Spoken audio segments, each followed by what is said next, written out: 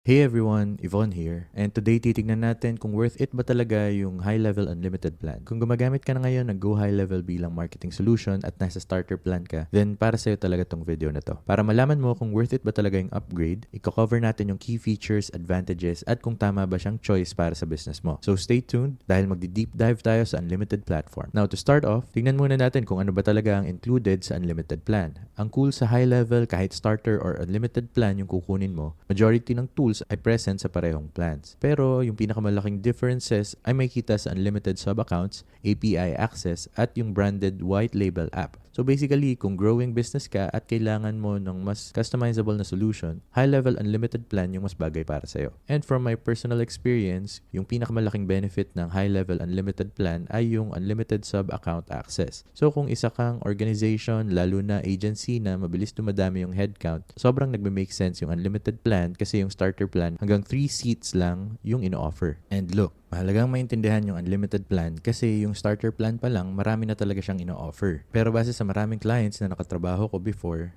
yung pinakamalaking value ng unlimited plan ay ina-amplify niya lahat ng features na meron na yung starter plan. So pag nag-upgrade ka, hindi lang basta mas maraming features yung makukuha mo, kundi natutulungan din niya yung business mo na mas streamline yung mga current processes nyo. And gaya ng nabanggit ko kanina, isa sa key selling points ng unlimited plan ay yung unlimited number ng sub-accounts na pwede mong gawin. Yung benefit na to ay sobrang useful talaga para sa mga agencies or businesses na marami ang clients. And yung pinakamalaking advantage ng unlimited accounts at kung bakit sobrang daming agencies ang gustong-gusto ang Go High Level ay pwede mong iwalay at ayusin ng maayos yung data ng bawat client. That way, habang nag-i-scale ka, hindi ka malilito kung kaninong data yung alin habang nananatiling cost-effective pa rin. So kung agency ka at gusto mo ng unlimited growth, no pun intended, dapat sapat na to para ma-justify yung cost para sa'yo. So himayin pa natin to further. Kunwari, isa akong marketing agency, right? So punta tayo dito sa sub-account section mismo. May kita natin na may limitation tayo na 3 accounts lang ang kaya nating i-handle under sa starter package. And honestly, they can put a lot of stress lalo na habang nag-grow tayo. Pero sa unlimited plan, pwede tayong magkaroon ng as many sub-accounts or clients as we want. And dahil doon, may kanya-kanyang buckets tayo per client. So hindi tayo maliligaw or maguguluhan sa data. So if ang goal mo is mag-scale or mag-handle ng more than 3 clients, yung high-level platform is basically a no-brainer choice for you. And look, sobrang importante rin ito pagdating sa confidentiality at data security ng mga clients na hawak nyo. Kasi the worst thing na pwedeng mangyari is magkahalo-halo yung data ng iba't ibang clients. Ayaw natin nun. So kailangan talaga hiwa-hiwalay at maayos lahat. Next up, meron tayong white label functionality for both desktop and mobile apps. And basically, ang ibig sabihin nito is mas malalim na customization pagdating sa branding ng mobile at desktop apps nyo. So, tuwing may client na gumagamit ng system mo, pwede mong ilagay yung sarili mong logo, colors, or kahit anong branding na gusto mo para mas ma-personalize at custom yung experience ng client mo. And that custom look will take your professionalism and credibility much further. So, basically, every time na may magla-login sa platform mo, whether desktop or mobile, may kita nila yung branding nyo. And isipin mo to, alin ang mga mas gusto mong gamitin? Yung platform na may logo mo or yung wala? For the majority of people, mas gusto nila yung may customization kasi it gives them that VIP feel. It makes them feel special and it provides a more cohesive experience mula sa initial sales pitch hanggang sa actual delivery. So whether you're trying to customize your mobile app or yung desktop, covered ka ng high level on both fronts. So imagine this, on the go yung client, nasa phone lang sila. And they just want to check the data and the progress na ginagawa mo for them. Ang sarap sa feeling kapag yung platform ay customized specifically para sa kanila. And another thing na meron sa unlimited plan is an endless amount of API integrations, which is going to be huge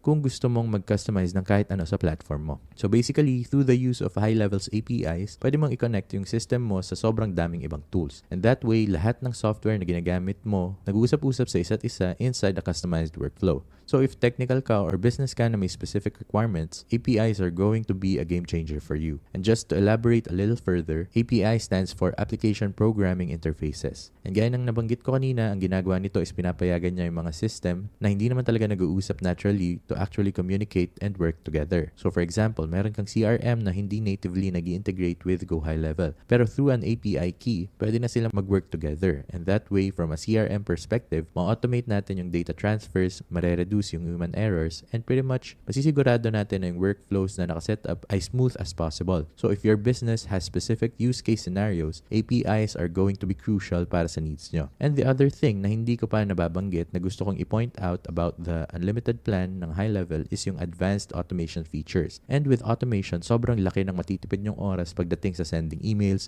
appointment reminders, or kahit ano na pwedeng gawin automatically. With the unlimited plan, may access kayo sa mga sophisticated na set of tools para sa automations and sequences na talagang kayang i-take yung workflows nyo to the next level. This is going to be really handy habang iniisip nyo yung marketing and sales efforts nyo kasi mas marami kayong accounts na maaabot. And pagdating sa sales and marketing, ang name of the game talaga is gumawa ng systems na kayang tumakbo on their own kahit wala ka para matouch natin yung as many accounts as possible. And magagawa natin yon gamit ang workflows. Now, dalawa yung options natin dito. Pwede tayong gumawa from scratch or pumili ng custom recipe na pre-built mismo sa Go High Level. So for example lang, pipili na lang muna ako ng recipe dito and boom, let's check this out. May pre-built workflow na agad na pwedeng tumulong sa Instagram comments nyo. So kunwari, pipiliin natin to. As you can see here, meron siyang branching logic. Basically, ang ibig sabihin nito depende sa scenario. May specific action na mangyayari base sa kung ano yung nangyari before. So as you guys can see right here, sa specific case na to, yung trigger is may taong nag-comment sa post natin. And ang mangyayari after that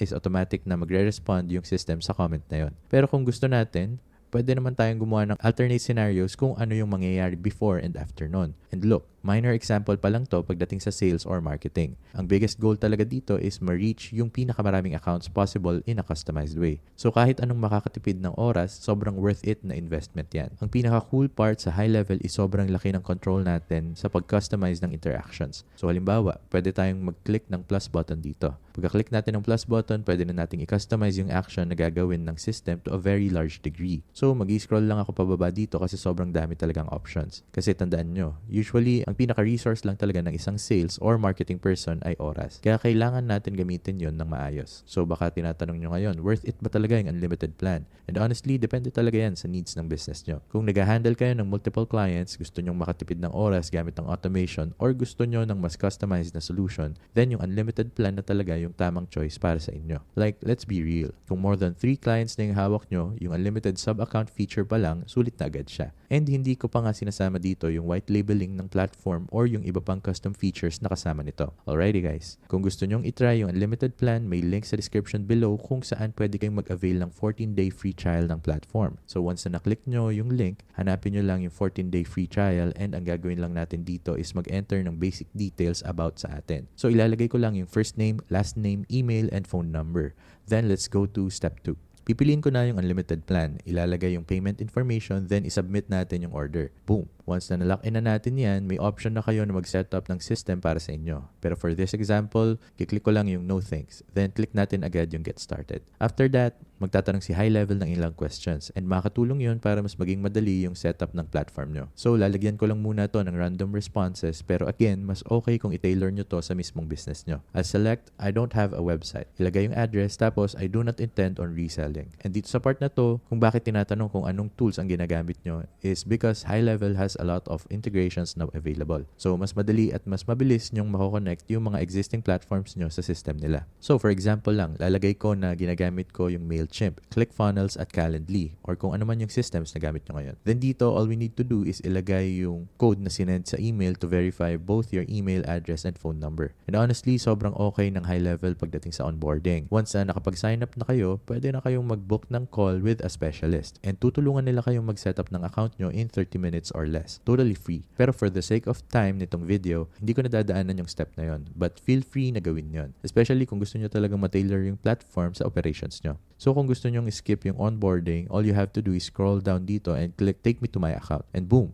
Once nandito na kayo, mag-enter lang kayo ng basic information and ready na kayong mag-scroll. So moral of the story, kung nag-grow kayo at may more than 3 clients na kayo, yung unlimited plan is going to be a no-brainer for you. It will allow you guys to deliver a custom feel para sa mga clients nyo. Makasave kayo ng sobrang daming oras through different automation features. And makakapag-grow kayo kasama ng account nyo to an unlimited capacity. Kasi let's be real, habang lumalaki kayo, most likely kakailanganin nyo rin ng ibang systems para ma-manage lahat ng processes nyo. So sobrang clutch ng API feature dito. And investing in the right solution para siguradong solid yung fundamental structure habang nag-grow kayo is going to be key sa success ng business nyo. I hope nakatulong sa inyo ang video na to, so please make sure to leave a like and subscribe for more videos like this. And gaya ng nabanggit ko kanina, kung gusto nyong itry yung platform, check nyo lang yung link down below sa description for a free trial. If may questions kayo or gusto nyo lang i-share yung experience nyo with the platform, mag-comment lang kayo sa baba. And I'll see you guys in the next one. Till next time, peace!